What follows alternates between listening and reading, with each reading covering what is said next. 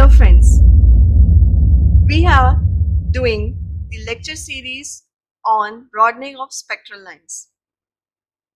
We have already done the introduction of broadening of spectral line, why does this happen? And we also discussed the two types which were homogeneous and inhomogeneous. Now the homogeneous broadening mechanism, where we saw that all the atoms, they behave similarly, they behave in the same manner. So the examples are natural broadening and collisional broadening. Whereas in inhomogeneous broadening, the example is Doppler broadening, where different atoms, they behave differently. So now we are going to start natural broadening. So today we will do just the brief introduction of what is natural broadening, and then in the next video I'll do the derivation part. So natural broadening, as the name says, natural, it is something which occurs intrinsically. It's intrinsic behavior, it is natural behavior which will always be there. So this kind of broadening is something which is by the nature of the atoms involved, nature of the light radiation which is coming, which is falling on the sample, or whatever is emitting out. So it's all depending upon the nature. So that's why we call it natural broadening, because it just comes always. It's normally there always. The inherent line width, of course we are studying broadening. So instead of getting just a line, we are going to get broadened line. So that's why we are saying line width. So the inherent, an inherent word means that it will be there. No matter what you do, it will be there. So each word has its meaning. The inherent means it's been inherited. Okay, this is the nature of the atoms or the molecules or the photons that are hitting the sample. It's due to their nature that we will get this broadening no matter what we do. Even if everything is controlled, even if the experiment is being performed in controlled situation, still this broadening will be there. If others are not there, this broadening will be there. So this is the inherent one. So the inherent line width, which arises due to the finite lifetime, finite also, lifetime of the excited state for emission of radiation is called natural broadening.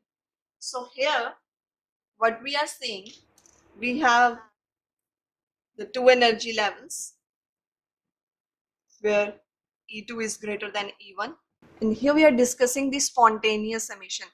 In the beginning also, in the introduction part of broadening of spectral line, I told that we are discussing spontaneous emission, not the stimulated one. Why? Because stimulated emission is being controlled by us, we control it somehow. But spontaneous is something which comes out naturally, which atom perform on its own. So these all broadening mechanism and all the study that we are doing, this is for specifically for spontaneous. And this particular broadening occurs during the emission from excited state. So now you remember, first thing is the inherent. Inherent means this will always be there. This is due to the nature of the atoms or whatever is involved. It is by the very nature of the atoms that this thing would come. No matter what you do, even if you perform it in under control situation, this will be there. Natural broadening means this is natural one. It's not an artificial or due to some reason. So this broadening will be there. Line width, of course, no line but broadened line. Instead of a line, we are getting this thing. So this broadening is there. So the inherent line width, which arises due to finite lifetime of excited state. So now, as I told that atom in spontaneous emission, it after some time it jumps back to lower energy level, and then it emits the photon. And here this photon is having energy equals to the difference between the energy levels, these two energy levels, right? So spontaneous emission is that after some time, when this atom thinks that okay, its lifetime here is over, it jumps back to lower state. So basically each excited state have their lifetime. That means they can only exist for some particular moment, some particular fraction of time, and after that they are gone. It is same that when you are giving exam, you're sitting in an examination hall, you have a fixed limited time period, 3 hours, and you have to finish your paper. Once the time is over, you have to get up and leave the room, leave the hall, right? Similarly, here, each of the excited states, they have their own lifetime. Once that lifetime is over, atom has to return back. Atom cannot stay there because this is going to just disappear. Its lifetime is going to get over. So atom finds some place to sit. It has to jump back to some other levels. These excited states have finite lifetime, and that is also like of the order of 10 raised per minus 8 second or so. It means only for this time atom would stay here and then it would make transition, and this time varies for different atoms. It varies for different atoms, and sometimes the same atom might take a bit longer. We don't know. This is totally spontaneous because we don't know what is happening. Why is it happening? We can't control it. It's the natural process. Okay. So due to the finite lifetime of excited state for emission of radiation, of course, when the lifetime of this excited state is over, obviously atom would jump back to lower energy state and radiation will be emitted. So due to this happening, there is some broadening of line. We can't help it, we can't change it. That's why that kind of broadening which occurs due to this reason is the natural broadening, because here we cannot do anything.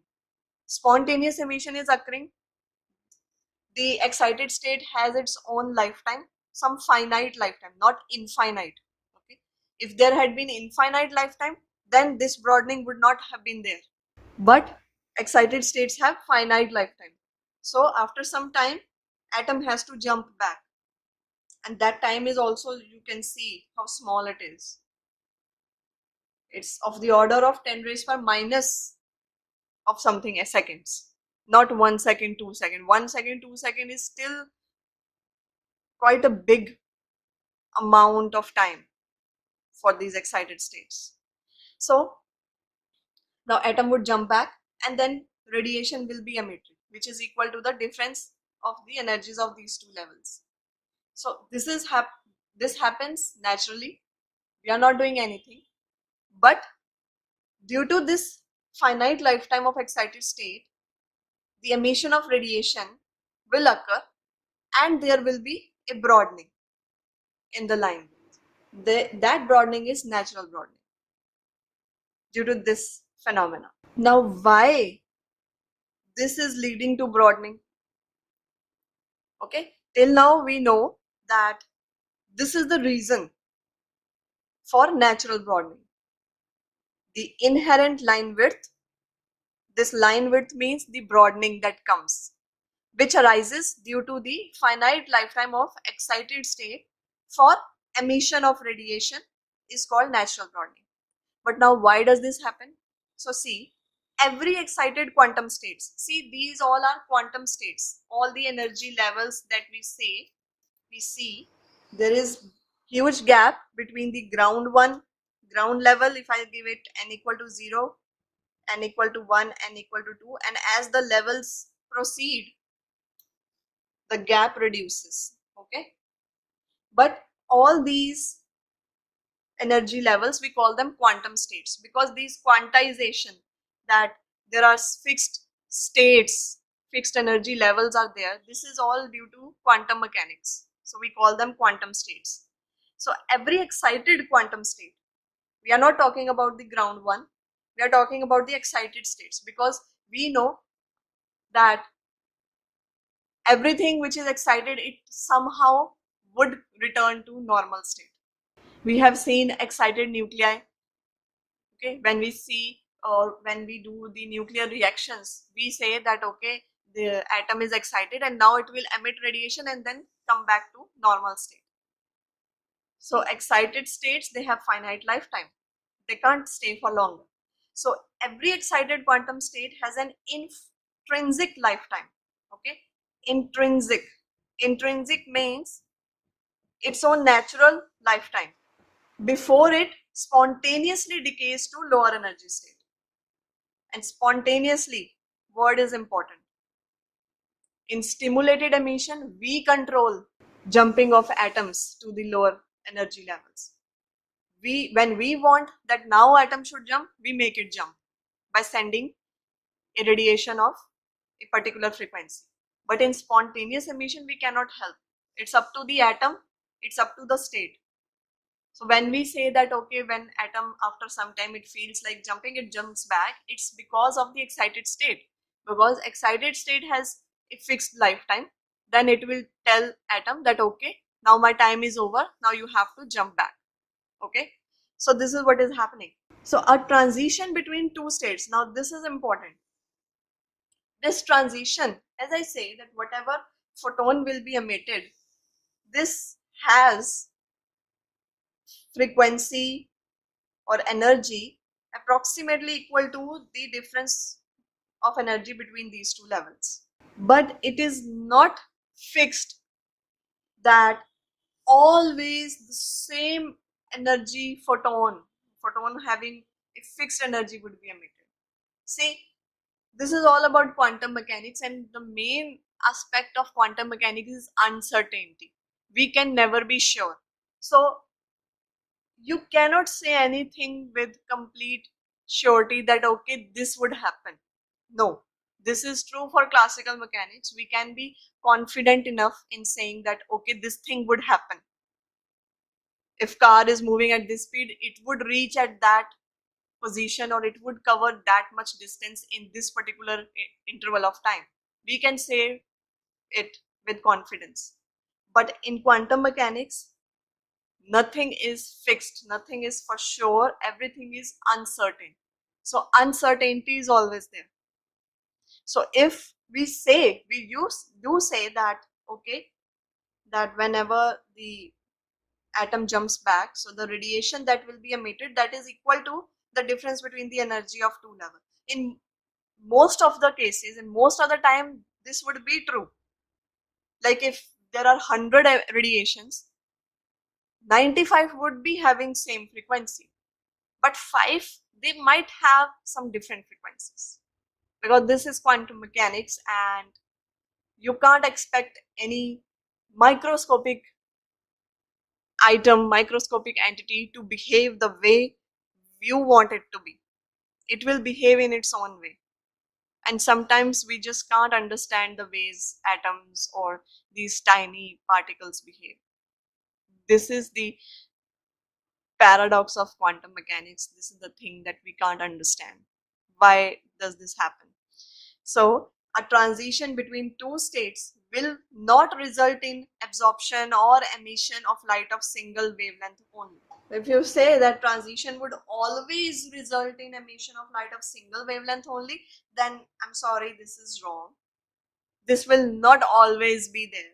This thing, this only word, if I say, or this always word is the problem. Not always.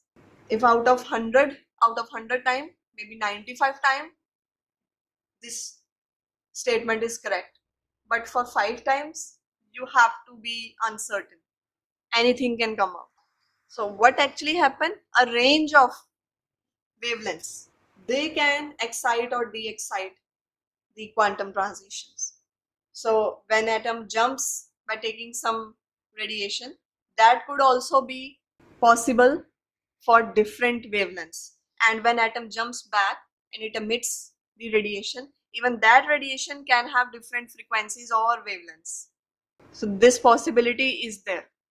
So first thing we said that whenever this transition occurs, the radiation, whatever is emitted, it results in the broadening of line. So there is inherent line width. Why does this happen? The reason being that the thing that we are saying, that the transition which occurs from higher level to lower level would always result in the radiation of a particular frequency, this is wrong. In fact, there could be range of frequencies or range of wavelengths present here. As in the introduction part, I told that we expect single frequency. This is of a nu naught, but other frequencies are also there. And that's why we get something like a peak. Other photons are also there. We often say that even if no matter how narrow the slit is, 2-3 different type of wavelengths would pass through it. So similarly here we are talking about the particular section where this emission of radiation is happening, and there we say that this could be many, like many, a range of frequencies might be involved here. For same atoms, no matter same atoms are present, they might give off slightly different frequencies each time they jump from here to here.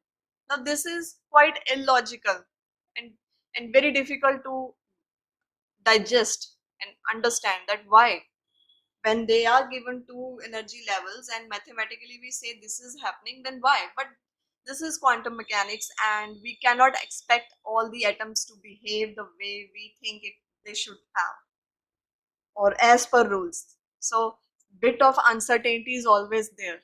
So that's why whenever they make jumps, even the same atom, same type of atoms, I'm saying, the wavelengths or the frequencies could be bit different. And then again, there is a reason behind that. And what is that? That is Heisenberg's uncertainty principle. See, I'm talking about uncertainty all the time. So this is basically the reality. This is the basic principle of quantum mechanics. Whenever you talk of quantum mechanics, this principle is always there and you should always remember what does it say. So it's a Heisenberg's uncertainty principle. Heisenberg is one of the pioneers of quantum mechanics. See, there are some popular names that you will always hear when you study about quantum mechanics. Planck, whose Planck's constant actually led to the development of or the origin of quantum mechanics. Then there is Heisenberg, then there is Schrodinger. These are very popular names in the field of quantum mechanics. So Heisenberg's uncertainty principle, but here the principle which is involved in this particular case is a bit different. Till now, I think you all must have read this principle, right? Heisenberg's uncertainty principle, that we cannot measure both position and momentum of a particle with correct precision simultaneously. Okay, this is Planck constant, and 2 pi, it's just for balancing. This constant has been introduced, but all in all, this complete quantity is a constant in itself.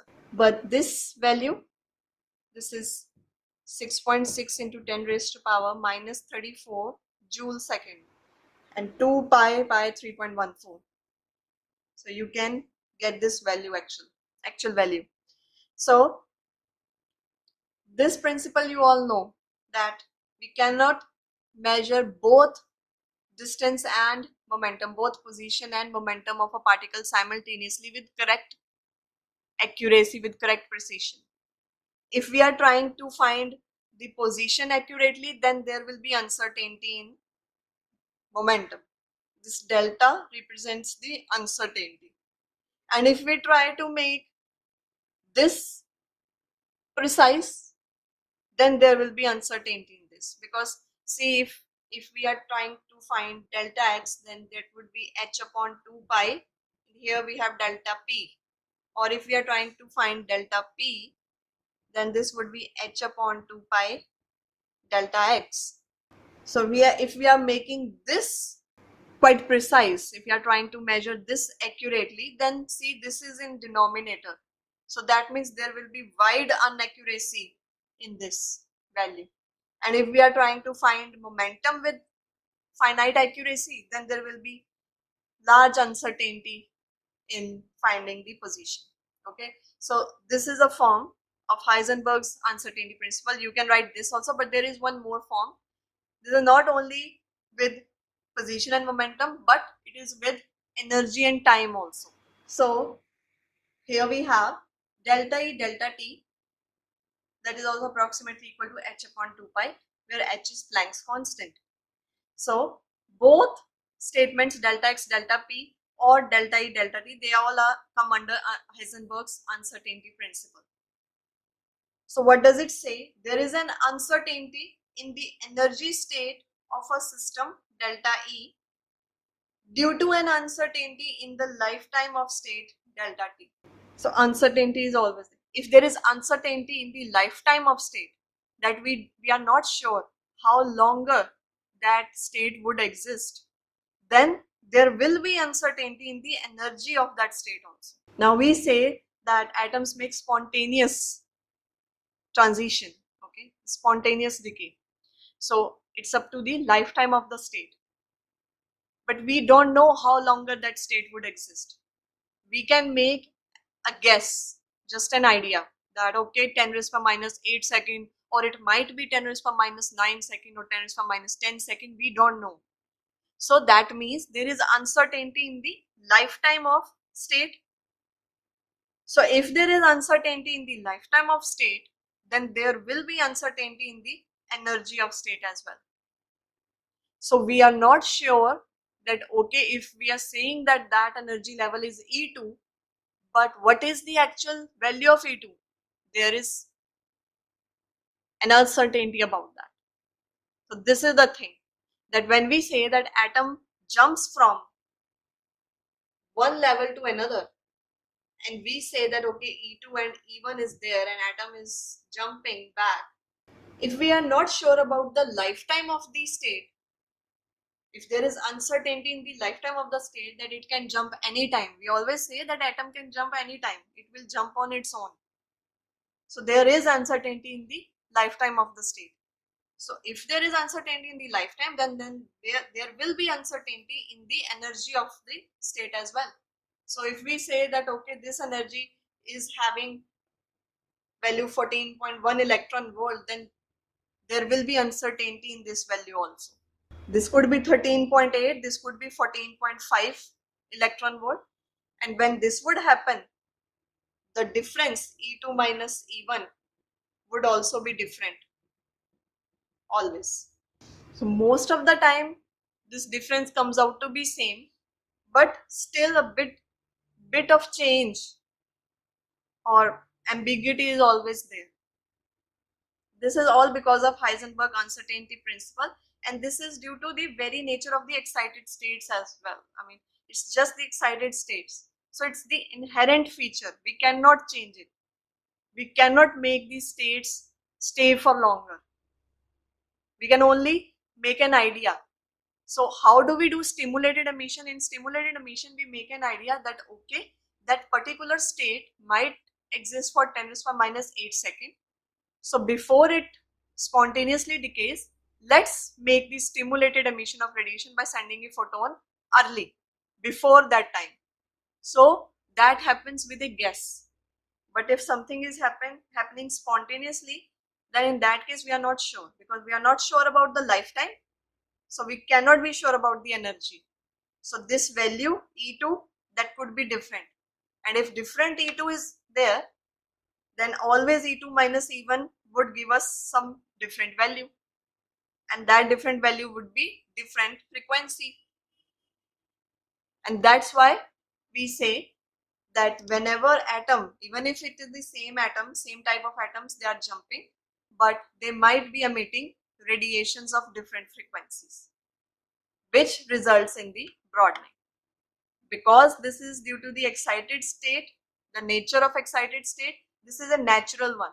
This comes out on its own. This is because of the atom's excited state, and we cannot change it. Okay, this principle is really important. So whenever you have to explain natural broadening, first you will come up with this definition. So this definition says that this is due to the finite lifetime of excited state. Then you would say that why is this? Because every time for the same transition, for the transition between same two levels, different photons of different frequency would be emitted. A range of frequencies are emitted. Then why? For that statement again we have the reason, which is the basic fundamental reason, and that is Heisenberg uncertainty principle, which is this. So if some state has a lifetime of 10 raised per minus 8 second, so if we say that okay, delta t is this, so now you can see 2 pi is simply a number, 2 into 3.14, we can simply ignore it. If we only use this thing, so what would be delta E? Delta E would be 6.6 into 10 raised per minus 34 upon 10 raised per minus 8, which is 6.6. So this would be electron volt or joule, I can mention here, because here we are using joule. So not electron volt but joules. So 6.6 into 10 raised per minus 34, I have ignored 2 pi because this is simply a number. Okay, that won't lead to much difference. This might divide here, but it would not affect the power. So 10 raised per minus 8. So if 10 raised per minus 8, that is the uncertainty in the time that the excited state can decay anywhere within this time. Okay, so this is the uncertainty of this much second. So if we divide it, we get this much uncertainty in the energy. So 6.6 into 10 raised to minus 26 joule uncertainty would be there, even if this is very small number, and that's why we get peaks which are very fine peaks, because the other frequencies that are emitted, they are quite close to the main frequency because the number is less, but still it is different. So some difference would be there, but the range of frequencies, they would be quite near to each other. I'm not saying that one red will be emitted and another blue will be emitted. No, different ranges near to red. Okay, one line red and then bit slightly towards orange, or maybe just nearby frequencies would be there. So if radiation is present, then stimulated emission effects are also added. When we do stimulated emission, then we add those effects also. But overall, this natural broadening is not the dominant broadening. I mean, this would not lead to much broadened lines. We would only see just a bit slight peak, kind of. Instead of a line, we would see a peak, but that would be quite narrow, because this is not a dominant one, but still it gets directly observed. So if a peak, we get a fine peak, nothing else, no big curves, then we can say that okay, this one is homogeneous broadening. That means all the atoms are behaving same, they're behaving similarly. That means all the atoms, they would make jumps, but they would show slight different frequencies. The radiation emitted would be having slight different frequency, and all atoms are behaving in the same manner. So if we get a fine narrow peak, but it is a peak, not a line, so that is due to natural broadening. Okay, so now in the next video, I'll discuss the derivation for natural broadening. Thank you.